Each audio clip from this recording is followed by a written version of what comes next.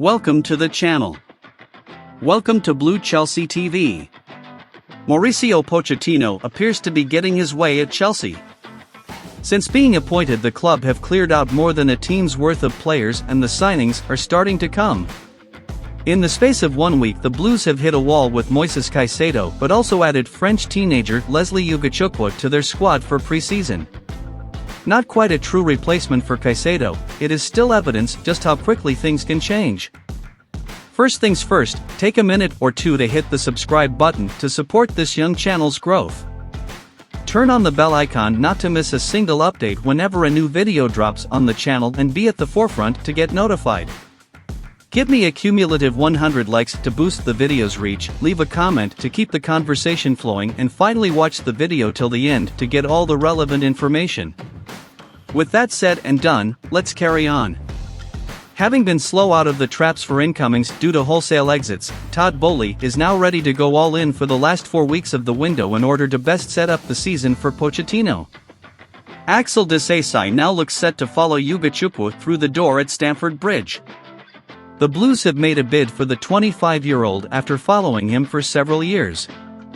He became one of the most impressive young keepers in the league under Graham Potter on the South Coast but has fallen out of favor with Roberto De Zerbi. Jason Steele is preferred at the Amex Stadium, but Ben Roberts, who moved to SW6 with Potter last summer, remains a big fan of Sanchez. Roberts is a highly thought-of goalkeeping coach and has remained with Chelsea past Potter's exit. He will be working with Tony Jimenez, Pochettino's right-hand man, with the gloves.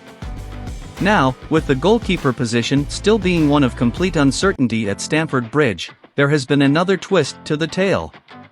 Can someone put some sense back into the transfer market? Chelsea are trying to buy a £40 million, $51 million, centre-back aged 25 while valuing their homegrown 23-year-old centre-back at the same price.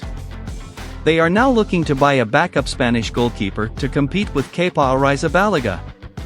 There just doesn't seem to be much logic to this.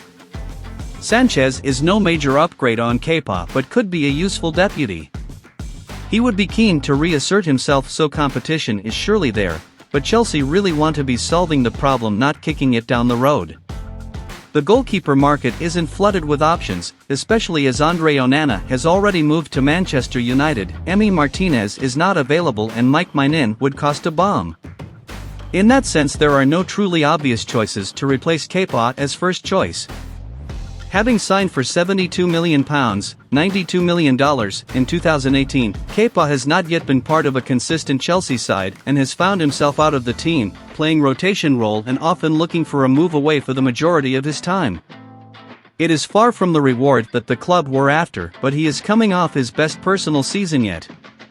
It may well be right to try and channel the confidence he is feeling with a new coach, but for Sanchez to be seen as a facilitator of improvement in the area really doesn't quite add up. When it comes to a transfer Chelsea look to be making, there's another that they seemingly won't be. Victor Osimhen has been a target for the club over the past 12 months, but his stellar season in Italy with Napoli seems to have priced him out of a major move this summer. President Aurelio De Laurentiis is publicly admitting that it would take a monstrous offer to even consider selling their prize asset, and that resolve will now be tested. Having missed out on Kylian Mbappe despite their best efforts, Saudi Arabian side Al Hilal have doubled down on their attempts to bring in a superstar attacker.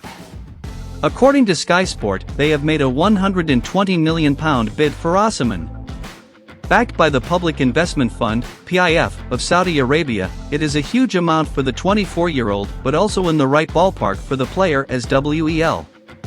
It comes in at less than half what they had offered for Mbappe, and his wages, though it is said would still be £1 million, $1.2 million per week, would be 12 times lower than that of Mbappe as well. This is a combined offer of £380 million, $487 million, and £656 million, $842 million, in wages for a pair of 24-year-old attackers that can kick a ball around a pitch. When asked, "What has the sport and the world come to?" will Mbappe turn down the lure of financial heaven, security for generations of his family to come, because he didn't want to move to the Saudi Pro League? It's hard to see Osimhen doing anything different. He has already made the move from League One to further his career and now has the freedom of the world at his feet. Be it Bayern Munich sometime down the line, Chelsea maybe, or even Manchester United in the future, Osimhen is surely only a matter of time away from a huge transfer. It would be upsetting to see a player of his age and quality not playing in the Champions League against the very best as he continues his development, that's for sure, but who can blame Al Hilal for trying such a heist? They have the money to make any team in the game think twice about even their biggest and best. Convincing the players to then accept the drop-down in footballing standards is another challenge entirely. Chelsea now know that they're out of the race, but for the good of the game, they probably won't want this deal to go through. That's all for now. If you loved the video, consider hitting that like button. Take this video to over 100 likes. Leave down an opinion concerning your thoughts. Stay tuned for more upcoming videos by turning on the bell icon as we deliver these videos on a daily basis. Thanks for watching and your massive support. See you later with another video. Bye bye.